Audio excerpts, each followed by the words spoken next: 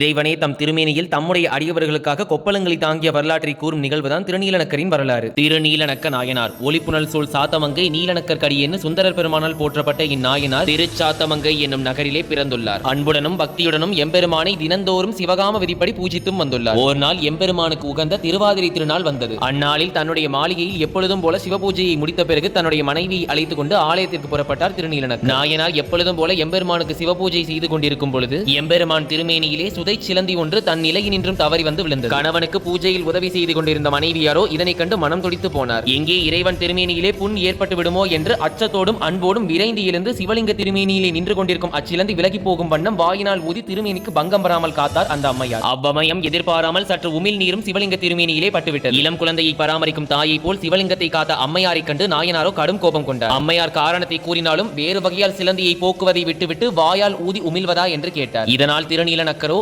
இக்கணமே உன்னை துறந்தேன் என்று கூறியதோடல்லாமல் பூஜையையும் முடிக்காமல் வேகமாக வீட்டிற்கு போனார். இரவெல்லாம் தூங்காமல் மனவேதனையோடு ஆலயத்திலேயே இருந்தார் அம்மையார். அந்த சமயத்தில் திருநீலநக்கரின் கனவிலே தோன்றிய எம்பெருமானோ, தொண்டனே இதோ என் உடம்பை பார், உன் வாழ்க்கை துணைவி ஊதிய இடத்தை தவிர மற்ற இடங்களிலெல்லாம் கொப்புளங்கள் தோன்றி இருப்பதை காண்பாயாக என்று கூறினார். கனவு கலைந்து எழுந்த நாயனாரோ தன்னுடைய தவற்றை உணர்ந்து மீண்டும் ஆலயத்திற்கு சென்று அம்மையாரை அழைத்துக் கொண்டு வீட்டிற்கு வந்தார். அம்மையாரின் அன்பை புரிந்து கொண்ட நாயனாரோ அம்மையாரிடம் மன்னிப்பும் கேட்டார். பிறகு ஞான சம்பந்தரின் திருமணத்தின் போது தோன்றிய சிவஜோதியிலே மனைவியாருடன் சேர்ந்து சிவபெருமானின் திருவடி நீழலை அடைந்தார் திருநீலநக்க நாயனார். மேலும் இந்நாயன்மார்க்குரிய குரு பூஜை நாளாக வைகாசி மாதம் மூலம் நட்சத்திரத்தை ரொம்ப விசேஷமா சொல்றாங்க.